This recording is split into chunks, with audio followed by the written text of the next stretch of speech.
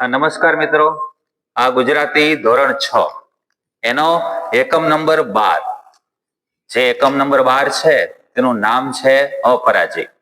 આ એકમ ધ્રુવ ભટ્ટ દ્વારા લખાયેલા એક અગ્નિકન્યા નામની એમની નવલકથા છે, તેમાંથી લેવામાં આવ્યો છે. આપણા ભારત વર્ષની અંદર મહાભારત એક આપણો જાણીતો ગ્રંથ છે. એ ગ્રંથ પર આધારિત આ અગ્નિકન્યા નામની નવલકથા છે, તેમાંથી આ એકમ લેવામાં આવ્યો છે. આ વિડીયોની અંદર તમને પાઠનો એક અગત્યનું પાત્ર અભિમન્યુ અને અભિમન્યુનું મૃત્યુ કેવી રીતના થાય છે એની ચર્ચા કરવામાં આવી છે. મિત્રો, સાથે સાથે આ વિડીયોની અંદર તમને અલગ અલગ પ્રશ્નો જવાબ સાથે આપવામાં આવ્યા છે. તો એ પ્રશ્નોના ઉત્તર તમારે તમારી રીતે મેળવવાનો પણ પ્રયત્ન કરવાનો છે. તો ચાલો આપણે ધ્રુવ ભટ્ટ દ્વારા લખેલો એકમ અભિમન્યુ છે, એનો પાઠ જે છે, અભિમન્યુ ઉપર આધારિત જે પાઠ છે તેવો એકમ અપરાજય, તેનો વિડીયો જોઈએ. અપરાજય, આ શબ્દોનો અર્થ શું થાય જેને કોઈ જીતી ન શકે, રાઈટ? આજે આપણે એક એવી જ ગાથાની વાત કરવાના છીએ જેમાં શૌર્ય, ત્યાગ અને એક યુવાન યોદ્ધાની અદમ્ય હિંમતની વાત છે. તો ચાલો આખી વાતની શરૂઆત એક સવાલથી કરીએ. શું એવું બની શકે કે કોઈ યોદ્ધા યુદ્ધ તો હારી જાય પણ છતાંય અપરાજય કહેવાય? આ સવાલ જ આખી કથાના કેન્દ્રમાં છે. અને આ સવાલનો જવાબ આપણને મળશે મહાભારતની એક એવી ગાથામાં, એક એવા મહાન યુવા યોદ્ધાની ગાથામાં જેનું નામ હતું અભિમન્યુ. પણ જો આ કથા તો સદીઓ જૂની છે, તો આજે આપણે જે સ્વરૂપમાં એને સમજવાના છીએ એ આપણા સુધી પહોંચાડ્યું કોણે? ચાલો એ લેખક વિશે પહેલાં થોડું જાણી લઈએ. આ શૌર્યગાથાનું જે સુંદર આલેખન છે એ આપણને મળ્યું છે જાણીતા ગુજરાતી લેખક અને કવિ શ્રી ધ્રુવ ભટ્ટ પાસેથી. એમની તત્વમસી કે સમુદ્રાંતિકે જેવી નવલકથાઓ તો કદાચ વાંચી જશે.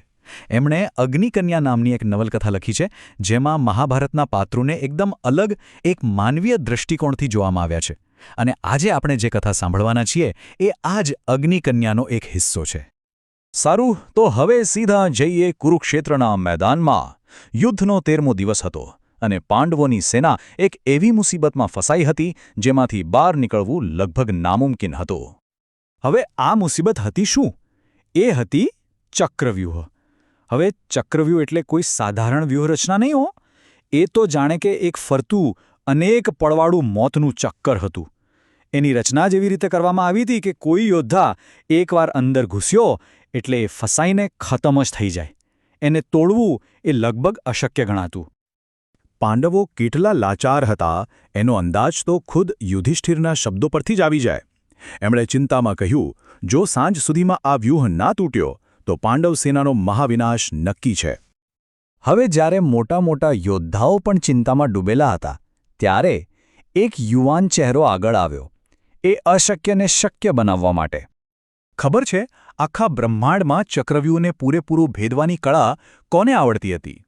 ફક્ત 4 લોકોને: શ્રીકૃષ્ણ, અર્જુન, પ્રદ્યુમ્ન અને ચોથો હતો માત્ર 16 વર્ષનો એક કિશોર, અભિમન્યુ. પણ એની આ વિદ્યામાં એક બહુ મોટી, એક જીવલેણ ખામી હતી. થયું એવું હતું કે જ્યારે માતા સુભદ્રાના ગર્ભમાં હતો ત્યારે અર્જુન સુભદ્રાને ચક્રવ્યૂહમાં પ્રવેશવાની રીત સમજાવી રહ્યા હતા. પણ બહાર નીકળવાની રીત સમજાવે એ પહેલાં જ સુભદ્રાને ઊંઘ આવી ગઈ. એટલે અભિમન્યુ અંદર જવાનો રસ્તો તો જાણતો હતો પણ બહાર આવવાનો નહીં. આટલી મોટી ખામી જાણવા છતાં એના અવાજમાં જરાય ડર નહોતો. પૂરા આત્મવિશ્વાસથી એણે યુધિષ્ઠિરને કહ્યું, ચિંતા ન કરો, હું વ્યૂહ ભેદીશ. બસ તમે બધા મારી પાછળ પાછળ આવજો. આપણે સાથે મળીને એને અંદરથી જ તોડી પાડીશું. જુઓ તો ખરા, ઉંમર કેટલી નાની પણ હિંમત અને નેતૃત્વ કેવા ગજબના. અને બસ યુદ્ધ શરૂ થયો. અને અભિમન્યુએ જે શૌર્ય બતાવ્યું એ જોઈને તો દુશ્મનોની આંખો પણ પહોળી થઈ ગઈ. એ વીજળીની જેમ ચક્રવ્યૂહના પહેલા દરવાજા પર તૂટી પડ્યો. એવી ગતિ, એવું આક્રમણ કે કૌરવ સેનામાં તો રીતસરનો હાહાકાર મચી ગયો. અરે, જેમણે આ વ્યૂહ બનાવ્યો હતો એ ગુરુ દ્રોણાચાર્ય પોતે. એમનું અભિમાન પણ ચકનાચૂર થઈ ગયું. એમને વિશ્વાસ જ નહોતો થતો કે એક 16 વર્ષનો છોકરો એમની રચનાને આમ રમત-રમતમાં તોડી રહ્યો છે. એ દૃશ્ય ખરેખર જોવા જેવું હતું. જાણે સમુદ્રનું કોઈ વિકરાળ મોજું એક નાના ટાપુ પર ફરી વળે ને બસ એ જ રીતે અભિમન્યુ એકલો આખી કૌરવ સેના પર ભારી પડી રહ્યો હતો. એને રોકવો હવે કોઈના હાથમાં નહોતો. પણ જ્યાં બહાદુરી કામ ના આવે ત્યાં અધર્મ પોતાનું કામ કરે છે. અને બસ અહીંથી જ યુદ્ધનો આખો માહોલ બદલાઈ ગયો. અભિમન્યુએ તો દરવાજો તોડી નાખ્યો, પણ જેવું એણે અંદર પગ મૂક્યો કે તરત જ જયદ્રથે શિવજીના વરદાનનો ઉપયોગ કરીને પાછળ આવી રહેલા ભીમ અને બીજા પાંડવોને રોકી દીધા. હા, આ એક દગો હતો. અભિમન્યુ હવે લાખો દુશ્મનોની વચ્ચે સાવ એકલો. વિચારો, એક ક્ષણે એના મનમાં શું વીત્યું હશે? ડર નહીં, પણ એકલતા અને અન્યાયનો કડવો ઘૂંટ. અને પછી તો યુદ્ધના બધા નિયમો, બધી મર્યાદાઓ તૂટી ગઈ. એક 16 વર્ષના બાળકને ઘેરવા માટે 6 મહારથીઓ એક સાથે તૂટી પડ્યા. દ્રોણ, કૃપાચાર્ય, કર્ણ, બૃહદબલ, કૃતવર્મા અને અશ્વત્થામા. આનાથી મોટો અન્યાય બીજો કયો હોઈ શકે? અભિમન્યુનો ખોફ કેટલો હતો એ તો દુર્યોધનની ચીસ પરથી જ સમજાય છે. એ બૂમો પાડી રહ્યો હતો, મારો એને, કોઈ પણ રીતે મારો, આ છોકરો અહીંથી જીવતો પાછો ન જવો જોઈએ. હવે ધર્મ અધર્મ બધું બાજુ પર મુકાઈ ગયું હતું. એ પછી જે થયું એને યુદ્ધ ન કહેવાય, એને હત્યા કહેવાય. પહેલાં પાછળથી વાર કરીને એનું ધનુષ્ય તોડ્યું, પછી એનો રથ તોડી નાખ્યો, એના ઘોડા અને સારથીને મારી નાખ્યા, એક એક કરીને એના હાથમાંથી બધા હથિયાર છીનવી લીધા, અને છેલ્લે 6 મહારથીઓએ એક નિશસ્ત્ર બાળક પર એક સાથે હુમલો કર્યો. અભિમન્યુનું યુદ્ધ તો પૂરું થયું, પણ એ જે વારસો અને જે શોખ પાછળ છોડી ગયો તે ઇતિહાસમાં અમર થઈ ગયો.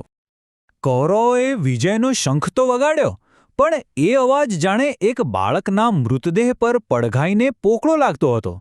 એ વિજય નહોતો, એ અધર્મની જીતનો ઢંઢેરો હતો. અને જ્યારે અર્જુન પાછો આવ્યો ત્યારે યુધિષ્ઠિરનું હૈયાફાટ રુદન સંભળાયું. એમણે કહ્યું, પાર્થ, અમે તારા દીકરાના હત્યારા છીએ. આ શબ્દોમાં પાંડવોનું દુઃખ અને એમનો અપરાધ ભાવ બધું જ હતું. તો ચાલો ફરીથી આપણા પહેલા સવાલ પર પાછા આવીએ. અભિમન્યુનું શરીર હાર્યું, એ વાત સાચી, પણ શું એનો આત્મા હાર્યો? શું એનું શૌર્ય હાર્યું? શું એની હિંમત હારી? આનો જવાબ શું હોઈ શકે? શું અભિમન્યુ ખરેખર હારી ગયો હતો? કે પછી એ મૃત્યુ પામીને પણ અપરાજેય બની ગયો? આ એ જ સવાલ છે જે આપણને શીખવે છે કે સાચી જીત શરીરની નથી હોતી, એ તો સિદ્ધાંતોની હોય છે.